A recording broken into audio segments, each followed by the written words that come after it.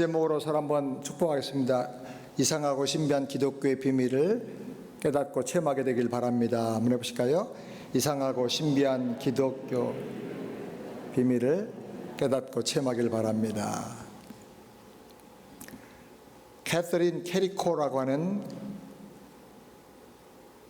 여성이 1955년 헝가리에서 출생했습니다. 23살에 박사학위를 받았고요. RNA 백신 연구를 시작하게 되었습니다. 당시에는 그 누구도 관심을 갖지 않았던 분야였습니다. 헝가리가 공산치하였기 때문에 공산치하에서는 연구가 불가능했습니다. 그래서 1985년 조국을 떠나서 미국으로 와서 연구를 계속하게 되었습니다. 근데 연구에 진전이 별로 없자 그가 속해 있던 연구소와 대학에서 연구를 중단하라. 그리고 앞으로 다시 고국으로 돌아가라 하고 협박을 했습니다.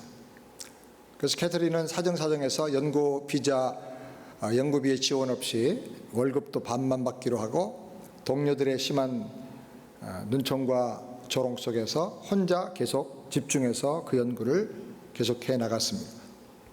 기존의 백신은 바이러스를 증식해서 배양해서 만들어야 되기 때문에 백신 생산에 많은 시간이 걸린다고 합니다.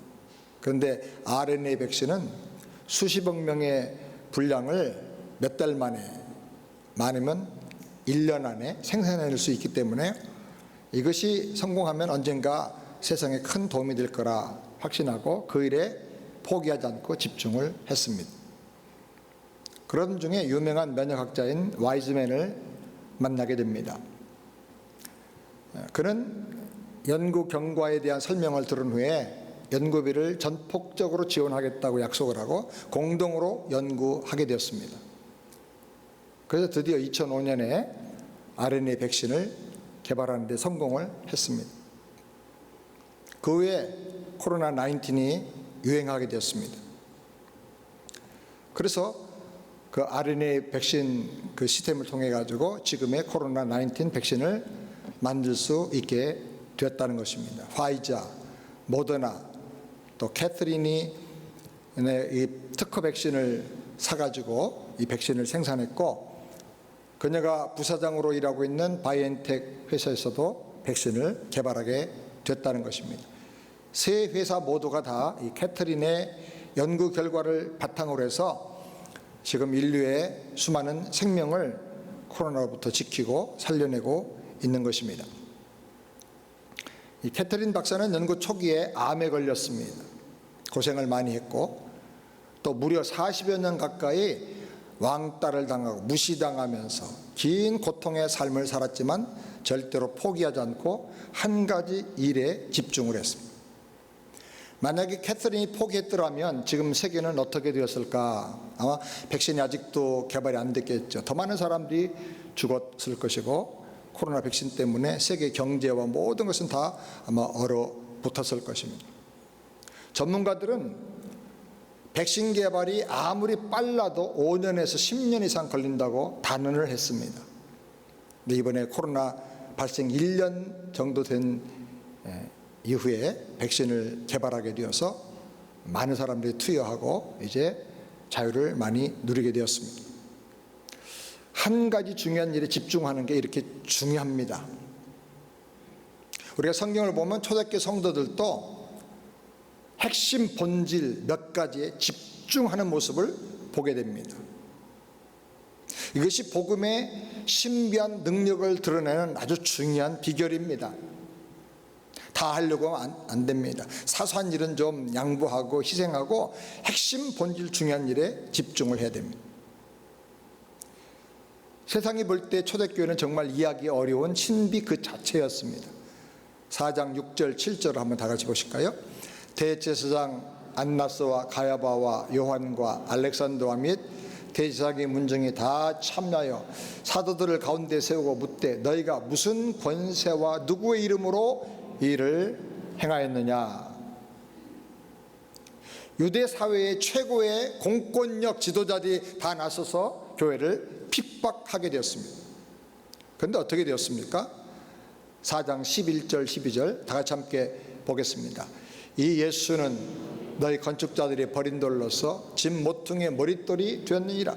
다른 이로서는 구원을 받을 수 없나니 천하 사람 중에 구원을 받을 만한 다른 이름을 우리에게 주신 일이 없음이라 하였더라.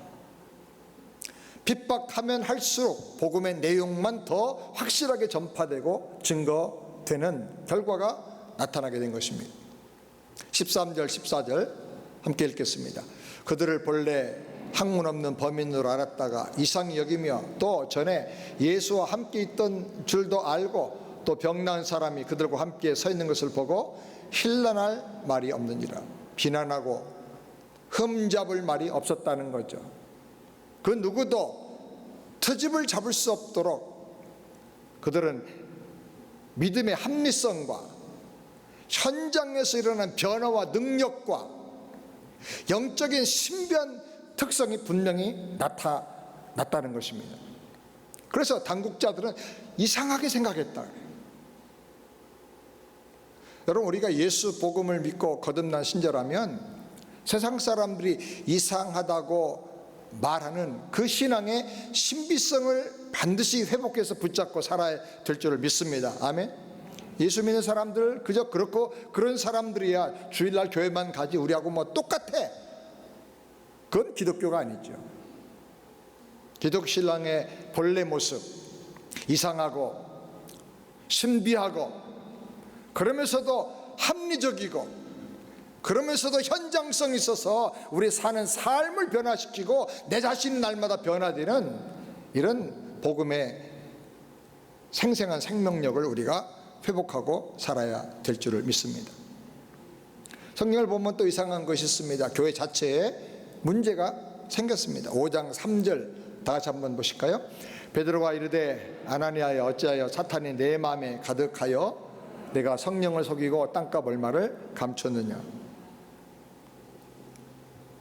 아나니아 부부가 땅을 팔아서 전체를 다 헌금한 것처럼, 그래서 명예를 얻고 교회에 어떤 직분을 탐하는 마음을 가지고 그렇게 행동을 했는데 사실은 대부분을 다 감추고 일부 조금만 드린 것이죠. 사람들을 속이고 하나님을 속이고 은혜로 주시는 직분을 돈으로 살려고 하고 명예욕으로 교회의 어떤 직분을 탐하게 된 것에 대해서 하나님께서 책망하셨어요. 그러자 부부가 죽게 되었습니다. 이것은 그 당시 교회를 다니는 사람들과 교회 밖에서 그 소식을 알던 사람들에게는 엄청난 충격이었습니다. 마음이 위축되었을 것입니다. 그런데 이상하게 결과가 어떻게 되었습니까? 5장 13절 14절 다 같이 함께 읽겠습니다. 그 나머지는 감히 그들과 상종하는 사람이 없으나 백성이 칭송하더라. 믿고 주께로 나오는 자가 더 많으니 남녀의 큰 무리더라. 하나님을 두려워함으로 신자들이 더 거룩한 사람이 되고 깨끗한 성도가 되었어요. 변화가 되었어요. 그래서 백성들이 칭찬하게 되었고 더 많은 사람들이 예수님을 믿고 구원받게 되었더라 그랬어요. 5장 17절 18절 함께 보겠습니다. 대제사장과 그와 함께 있는 사람 즉 사두개인의 당파가 다 마음에 시기가 가득 차서 일어나서 사도들을 잡아다가 옥에 가뒀더니 교회가 막 부흥하니까 이거를 싫어하는 사람들이 생겨났어요. 교회 당국자들이, 대제사장들이, 사두개인들이, 그 모든 당파가 마음을 합해가지고 연합해가지고 교회 지도자들, 설교자들, 사도들을 잡아다가 옥에 가두었습니다.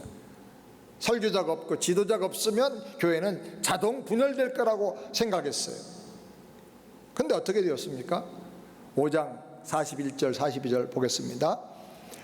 사도들은 그 이름을 위하여 능력받는 일에 합당한 자로 여기심을 기뻐하면서 공회 앞을 떠나니라. 그들이 날마다 성전에 있든지 집에 있든지 예수는 그리스도라고 가르치기와 전도하기를 그치지 아니하니라.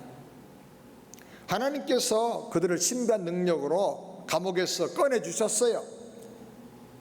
성전에 가서 내 백성들에게 이 생명의 복음을 가서 전해라. 복음의 긴박성 때문에 하나님께서 그들을 신비한 능력으로 꺼내주었습니다.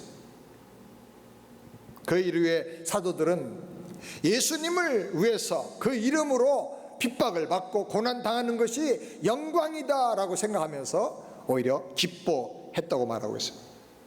그리고 성전에 있든지 집에 있든지 삶의 현장에서 예수 그리스도의 복음을 전하기를 중단하지 않았더라.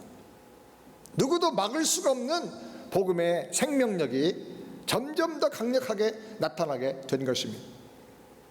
6장 1절 말씀 우리 또 같이 볼까요? 그때 제자가 더 많아졌는데 헬라파 유대인들이 자기의 과부들이 매일의 구제에 빠짐으로 히브리파 사람을 원망하니 엄청나게 많은 사람들이 예수 믿고 교회에 들어왔습니다. 전도 폭발이 일어났습니다. 복음의 부흥이 일어났습니다. 많은 사람들이 들어오면서 교회 안에 또 문제가 생겼습니다. 구제하는 일을 시행하면서 어떤 사람들에게는 그 구제비가 전달이 안 되고 도움을 받지 못하는 사람들이 나타나게 되었어요. 그래서 원망이 생겨나게 되었고 불공평한 일들이 일어나게 되었습니다. 그래서 어떻게 되었습니까? 2절 4절 말씀 다 같이 함께 읽겠습니다. 12사도가 모든 제자를 불러 이르되 우리가 하나님의 말씀을 제쳐놓고 접대를 일삼는 게 마땅하지 아니하니 형제들아 너희 가운데서 성령과 지혜가 충만하여 칭찬받는 사람 7을 택하라. 우리가 이 일을 그들에게 맡기고 우리는 오직 기도하는 일과 말씀 사역에 힘쓰니라. 개역성경에는 전무하니라 전적으로 여기에 집중하겠다 그랬습니다. 교회 안에 문제가 생겼을 때 사도들이 의논하고 결정하고 선언했습니다. 뭘 결정했습니까? 두 가지인데 하나는 성령과 지혜가 충만한 사람, 칭찬 듣는 사람 7명을 택해서 집사님으로 안수하여 세우겠다고 결정을 한 것입니다. 이것은 사도들이 다 맡아서 하던 사역을 이제 분담해서 함께 동역하겠다는 거예요. 그리고 가장 중요한 것을 결정했는데 그게 뭐냐? 우리는 오직 기도하는 일과 말씀 전하는 사역에만 전념을 하겠다, 힘쓰겠다, 집중하겠다, 그렇게 결정을 했어요. 결정의 핵심 내용이 뭐냐? 집중하겠다는 거예요. 집중. 지금까지 핍박과 고난을 당해도 초대교회가 더 부흥하게 된 이유가 무엇입니까? 교회 내부에 문제가 생겼어도 더욱더 성장하고 발전한 이유가 무엇입니까? 핍박이 닥쳐든지 평안하든지 문제가 생기든지 성도들과 사도들이 항상 힘썼던 것이 무엇입니까? 핵심 본질에 집중하자 는 거예요. 한번 따라서 합시다. 핵심 본질에 집중하다. 사소한 것, 없어도 괜찮은 것, 그런 건 좀 대충대충 넘어가도 돼요. 사소한 것에 목숨을 걸면 안 돼요. 핵심적인 것, 본질에 속하는 것, 여기에 집중할 필요가 있다는 거예요. 중요한 순간에 결정적으로 사도들이 결단을 내린 내용이 바로 뭐냐면 집중하자는 거예요. 집중하자. 당시 사람들이 기독교는 정말로 이상하고 신비한 집단이라고 생각을 했습니다. 천하를 소란하게 하고 전염병처럼 온 세상으로 퍼져나간다고 말했습니다. 도대체 어떻게 이런 신비한 기독교의 생명력과 비밀이 나타나게 됐는가? 그 핵심적인 이유가 뭐냐면 집중입니다. 집중. 무엇에 집중했습니까? 단순하게 예수의 복음에 집중한 것입니다. 성전에 있든지 집에 있든지 예수는 구원자라고 이 복음을 전하는 일을 그들은 절대로 쉬지 않고 반복하며 집중했다 그랬어요. 핵심 본질에 집중한 것입니다. 하나님의 은혜가 뭔가? 하나님의 은혜가 우리에게 임하면 나타난 현상 중에 하나가 집중력이 생겨요. 옛날에 말씀이 안 들어왔는데 갑자기 들어오기 시작해요. 옛날에 예배 드릴 때 산만했는데 은혜 받으면 말씀이 내 가슴에 꼽혀 들어오기 시작해요. 그리고 하루 종일 그 말씀이 나를 지배해요. 평생 지배해요. 그 말씀에 집중하게 하는 게 하나님 은혜예요. 그게 성령의 역사하심이에요. 성령 우리 안에 오셔서 우리를 진리 가운데로 이끌어 가시고 가르쳐 주시는 거예요. 여러분, 이게 안 되면 심각하게 고민 좀 하세요.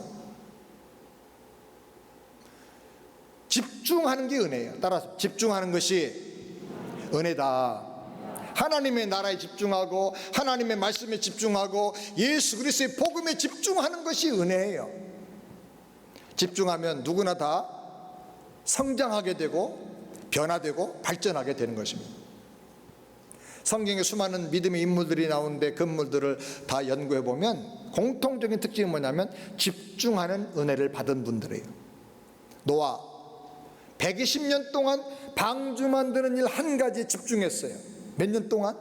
120년 동안. 아브라함은 75세에 하나님의 부름을 받고 100살이 될 때까지 한 가지에 집중했어요. 내가 내게 지시하는 땅으로 가라. 내가 너를 복의 근원이 되게 하리라. 너로 말미암아 열국이 복을 받게 될 것이고 너는 믿음의 조상이 될 것이다. 그 하나님의 약속의 말씀 하나만 바라보고 갔어요. 아브라함의 삶을 성경이 한마디로 말하기를 아브라함이 여호와의 말씀을 쫓아갔다 그래요. 말씀에 집중하고 산 거예요. 갈렙은 이방인이었습니다. 갈렙이라는 이름의 뜻은 개라는 뜻입니다. 정말 개같이 비천한 사람이었어요. 내 하나님을 만나고 은혜를 받고 광야 생활 40년 동안을 살면서 한 가지에 집중했어요. 내가 발로 밟는 땅은 너와 너의 자손들에게 주겠다는 그 하나님의 약속을 자기 것으로 받아들인 거예요. 믿은 거예요. 언젠가 약속의 땅에 갈 날이 올 텐데 하나님께서 나를 통해서 놀라운 하나님의 약속을 이루어 주실 것이다. 그 말씀을 붙잡고 광야에서 아마 건강관리를 열심히 한 것 같아요. 믿음 관리도 열심히 했어요. 정신력도 늘 새롭게 관리를 했어요. 그래서 말하기를 내가 오늘날 85세로 돼 40살 때 하나님이 나를 부르시고 명하시고 약속하신 말씀과 똑같다. 내가 능력이 싸움도 할 수 있고 전쟁터에 나갈 수도 있고 출입도 감당할 수 있사오니 이 산지를 내게 달라고.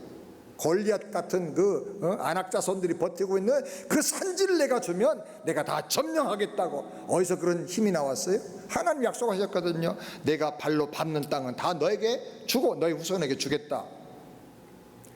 40년 이상을 하나님 말씀 한 가지의 약속에 집중하고 산 거예요. 거기서 능력이 나오고 거기서 승리가 나오게 된 것입니다. 다윗도 억울한 오해를 받았습니다. 자기 장인이죠. 이스라엘 왕인 사울에게 쫓겨다니면서 산으로 도망가고 들로 도망가고 동굴 속에 숨어 있고 나중에는 적국에 가서 망명을 신청해 가지고 겨우 생명을 유지하며 살았어요. 하루하루가 절망이고 두려움이었어요. 그러나 다윗이 그 어려운 환경에 포기하고 노예가 되지 않았어요. 낙심하지 않았어요. 하나 붙잡은 게 있었어요. 뭐야? 하나님에 대한 비전이에요. 하나님이 나를 기름 부어 하나님의 사람으로 세우셨다. 앞으로 하나님의 영광이 온 세계 위에 높아지기를 원한다. 그런 새벽을 내가 깨우겠다. 내가 새벽을 깨우려다. 비파야 수금아 깰지어다. 그는 새벽부터 일어나서 비파를 켜면서 하나님을 찬양하고 하나님 영광의 그날을 노래한 것입니다. 그래서 그는 14년 동안 연단받고 어려움을 겪었지만 30세 될 때에 이스라엘의 왕이 되었어요. 집중하는 사람에게 하나님께서 반드시 그 약속과 뜻을 이루시는 걸 믿으시기 바랍니다. 바울은 핍박자였습니다. 살인자였습니다. 근데 예수님께서 담메색 도상에서 그에게 나타나셔서 그의 모든 죄를 다 용서해 주셨습니다. 자기가 똑똑한 줄 알았는데 자기가 눈먼 장님인 것을 깨닫게 하셨습니다. 엎드려졌습니다. 깨졌습니다. 주여 어떻게 하리까? 그때 주님께서 아나니아를 통해서 눈을 열어주시고, 그리고 말씀하시기를 이방인들을 위해서 내가 너를 택하여 세운 그릇으로 쓰겠다. 그래서 그는 평생 이방인의 구원을 위해서 하나님께 쓰시는 그릇이 되고자 땅끝까지 가서 복음을 전했습니다. 한 가지 하나님의 부르심에 집중한 것입니다. 그래서 위대한 바울이 된 것입니다. 우리 모두가 다 천재가 될 수는 없습니다. 그러나 누구나 단순, 반복, 핵심에 집중하면 놀라운 발전과 변화와 성장을 경험할 수가 있는 것입니다. 하나님께서 성경에 나오는 수많은 믿음의 사람들에게 그런 은혜를 주셨는데 저와 여러분에게도 그런 은혜를 주시기를 주님의 이름으로 축원합니다. 영원한 일, 가장 중요한 핵심 본질, 생명보다 귀한 그 일에 우리가 집중하면서 살게 되길 바랍니다. 초대교회 성도들처럼 우리에게도 하나님께서 성령으로 핵심 본질에 집중할 수 있는 은혜를 주시기를 바랍니다. 우리가 사도행전을 깊이 묵상을 해보면 네 가지 중요한 일에 초대교회가 집중했던 것을 발견하게 됩니다. 첫 번째, 복음을 믿고 구원받아 영생 얻는 데 집중해야 됩니다. 따라서 합시다. 복음을 믿고 구원받아 영생 얻는 데 집중하자. 아멘. 집중해야 됩니다. 2장 41절부터 42절 말씀 다 같이 함께 보겠습니다. 그 말을 받는 사람들은 세례를 받음에 이날에 신도의 수가 3,000이나 더하더라. 그들이 사도의 가르침을 받아 서로 교제하며 떡을 떼며 오로지 기도하기를 힘쓰니라. 예수 믿고 거듭나서 영생 얻는 것이 기독교 신앙의 가장 중요한 핵심입니다. 이거 없으면 기독교 아닙니다. 왜냐하면 사람은 교육을 많이 받는다고 변화되질 않고, 종교를 가진다고 달라지는 게 아니고, 철학과 정치를 잘한다고 변화되는 게 아닙니다. 오직 예수 그리스도의 십자가의 보혈로 죄사함 받고 부활하신 예수님의 생명을 나의 생명으로, 나의 주님으로 영접함으로 말미암아 그 생명을 받아서 물과 성령으로 거듭나야, 하나님의 자녀로 거듭나야 되는 것입니다. 거듭나는 거하고 변화되는 것은 완전히 달라요. 기독교 복음은 그 핵심이 변화가 아니라 거듭나는 거예요. 새 생명을 받는 거예요.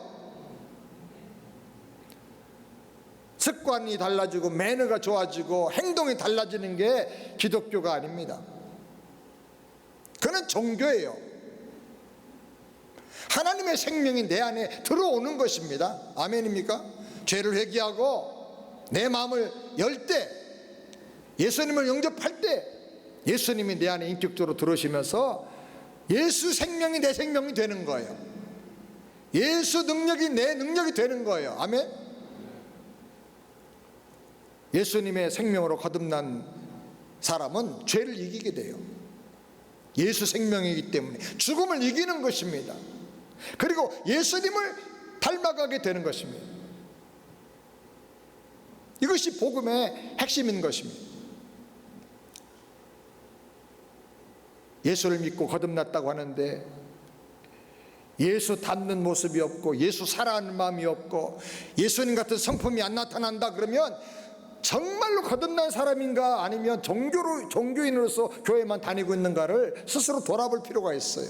이거 안 되면 그야말로 찬양단을 하든지 교회 장로님이 되든지 선교사가 되든지 목사가 돼서 사역을 하든지 다 그것은 시체 노름이에요.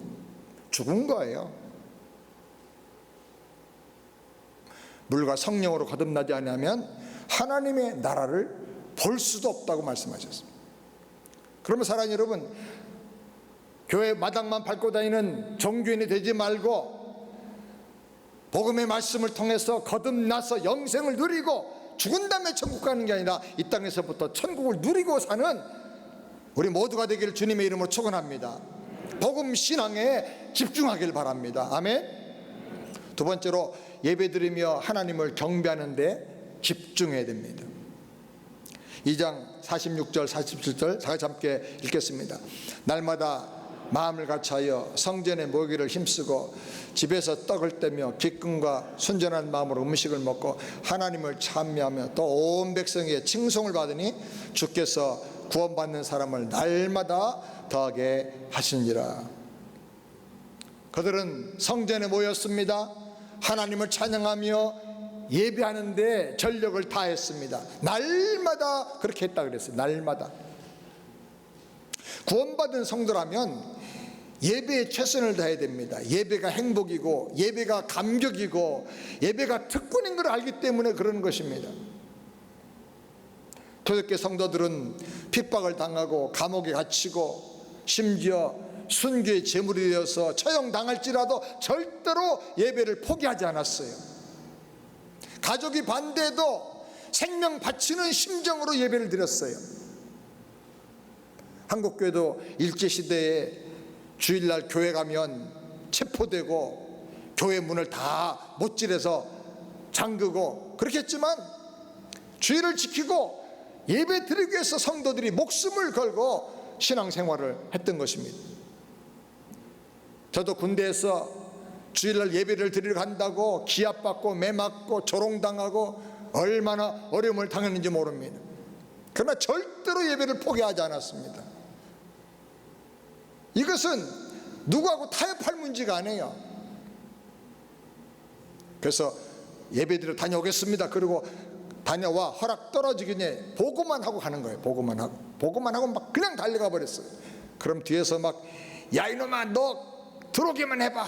그런데도 예배 드리고 맞으면 맞고 죽으면 죽으리라. 근데 하나님이 다 그 어려움을 이기게 해주셨어요. 나중엔 예배 마음대로 드리도록 내업 안에서 자유를 주셨어요. 군단에 군종감이 오셔가지고 부대장하고 타협을 해가지고 저 목사님이 없는 교회에 쫄병이 지금 군종사병하고 있는데 보호해줘야 된다. 그래서 내업안에서 나오게 해라. 그래가지고 내업안에서 나와가지고 교회에서 저는 혼자 살았어요. 부대에서 제일 좋은 침대 이렇게 돌리면 올라갔다 내려갔다는 침대 있죠? 그 침대 놓고 군대 생활을 했어요. 예배가 생명줄이기 때문에 어떤 어려움이 있어도 절대로 예배는 우리가 타협하고 포기할 수가 없는 것입니다. 아멘입니까? 코로나가 아무리 심해도 예배는 항상 최선을 다해서 드려야 합니다. 지금 최선의 예배는 주님 전에 나와서 어렵지만 직접 대면하여 예배를 드리는 게 좋습니다.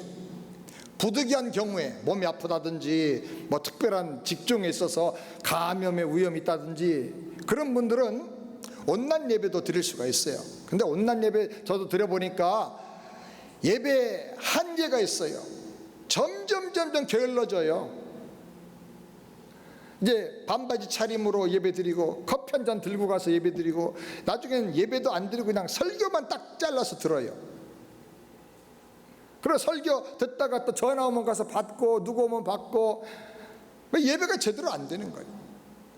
나와서 예배 드릴 수 있는 건강이 있고 시간이 있다면 여러분 적극적으로 대면 예배 드리시기를 바랍니다. 예배 드릴 수 없다면 시장도 못 가는 거죠. 예배도 못 나오는데 직장에 어떻게 나갑니까? 예배도 못 나오는데 운동하러 어떻게 나갑니까? 예배 안 드리면서 운동하러 다니는 사람들이 있어요. 나는 그거 거듭난 사람인가? 그런 생각이 들어요. 예배가 그런 것보다도 시시한 겁니까? 당신이 믿는 하나님이 그 정도도 가치가 없는 그저 그렇고 그런 분입니까? 그런 하나님 뭐로 믿으세요? 사랑하는 여러분, 예배는 내 생명이고 내 최고의 가치고 내 최고의 사랑 주님 앞에 올려드리는 것입니다. 아멘입니까? 날 구원하신 주님 이 생명 다 드려도 아깝지 않습니다. 그런 구원의 감격으로 주님 앞에 나오는 것입니다. 예배가 없는 봉사와 사역은 죽은 시체 노름입니다.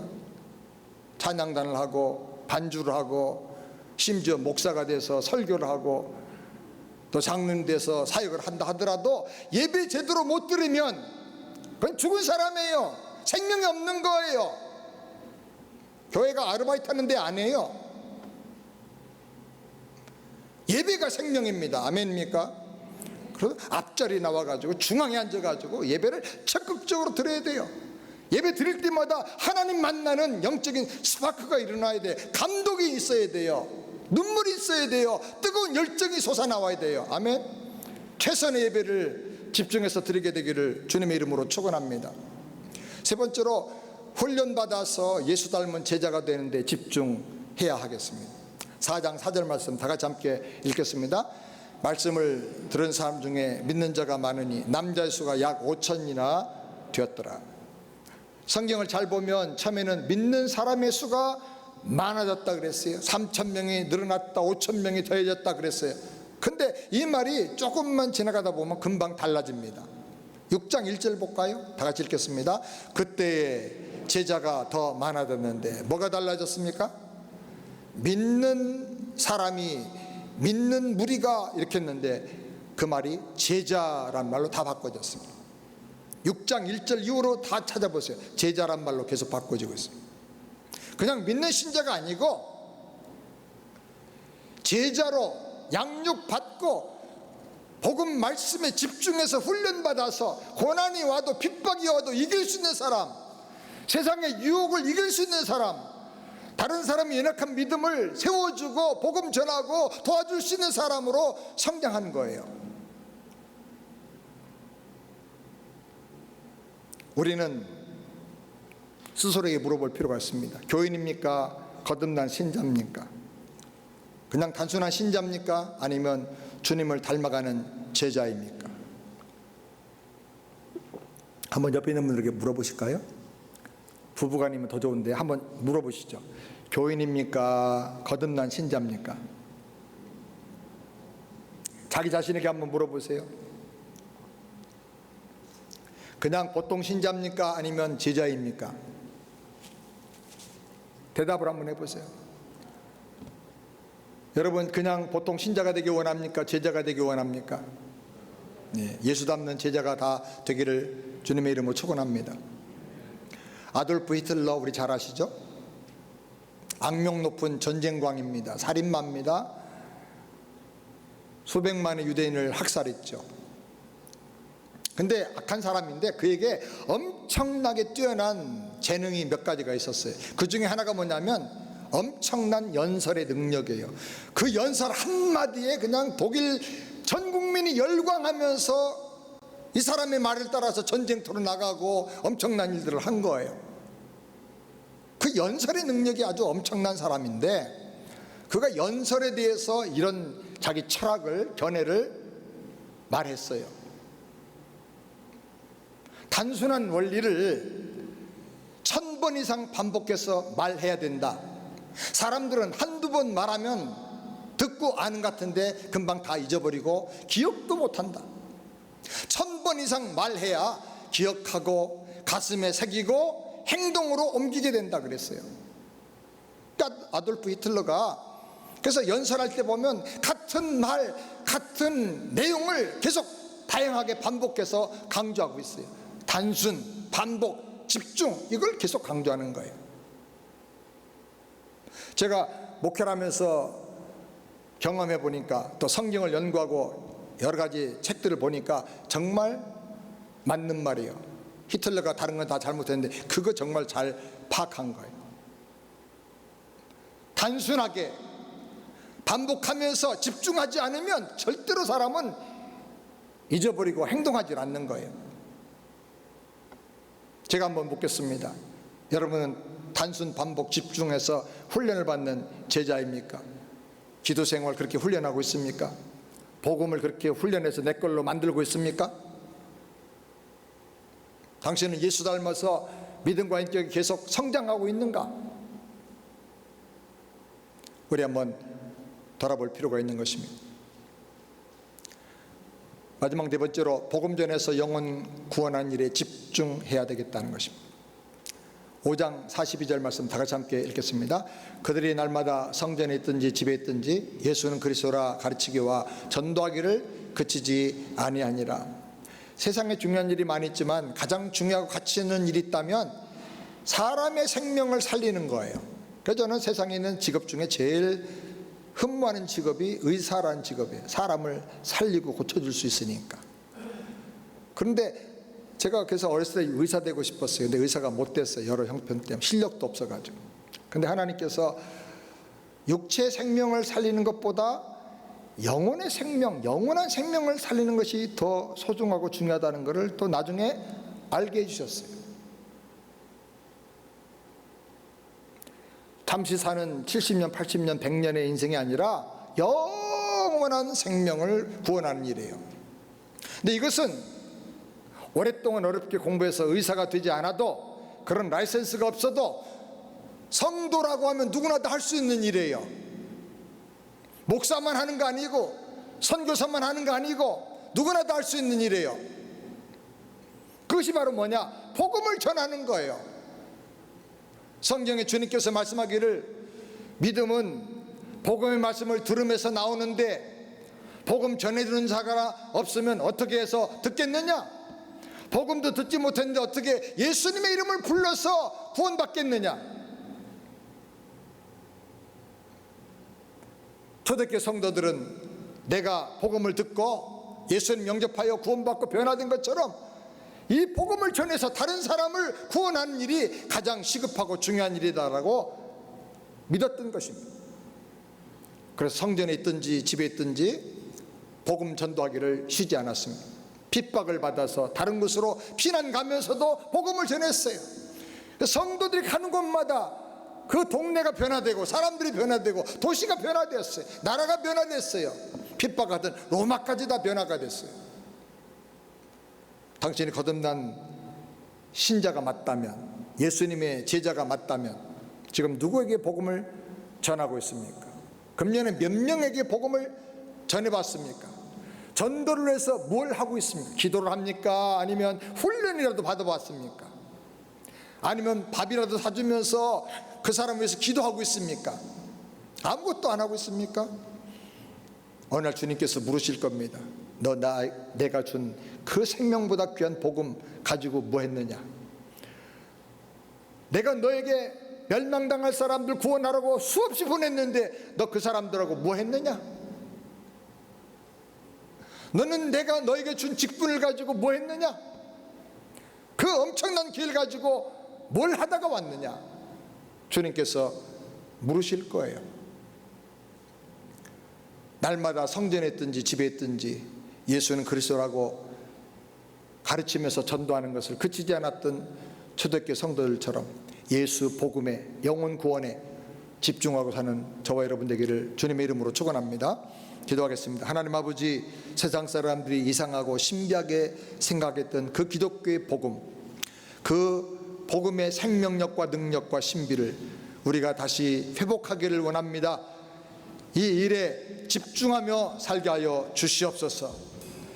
예수 믿고 거듭나서 영생 얻고 천국을 누리는 이 구원의 복음에 집중하게 하여 주시옵소서. 주님의 제자로 훈련받고 양육받는 일에 집중해서 예수님의 모습이 나타나고 예수님의 능력이 나타나는 그런 삶을 살게 하여 주시옵소서. 주님의 복음을 열심히 전해서 우리 주변의 수많은 영혼들을 구원하게 하여 주시옵시고, 그리고 주님을 사랑하며 함께 예배드리는 일에 하나님께 나의 생명과 모든 사랑과 가치를 드리고 경배하는 일에 집중하게 하여 주셔서 우리 삶이 그때그때 변화되고 능력으로 충만해지게 하여 주시옵소서. 예수님의 이름으로 기도드리옵나이다. 아멘.